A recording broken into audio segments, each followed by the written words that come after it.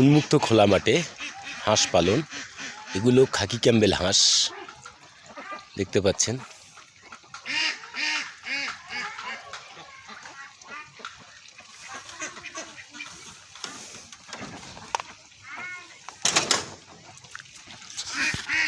এগুলো খাকি ক্যাম্বেল হাঁস, এগুলো ডিম পাড়া শুরু করেছে।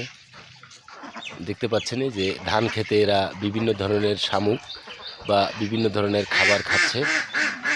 আপনাদেরকে আমি দেখাচ্ছি একটি ভিডিওর মাধ্যমে। Discover BDM YouTube channel. আপনারা দেখছেন কৃষি ও কৃষকের কথা।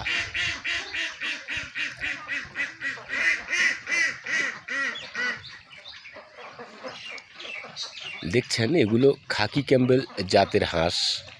এরা মূলত এই উন্মুক্তভাবে এদেরকে ছেড়ে দেওয়ার রয়েছে। আবার সন্ধ্যা হলেই এরা তাদের যে থাকার জায়গা, নির্দিষ্ট ঠিকানা, সেখানে আবার চলে যাবে।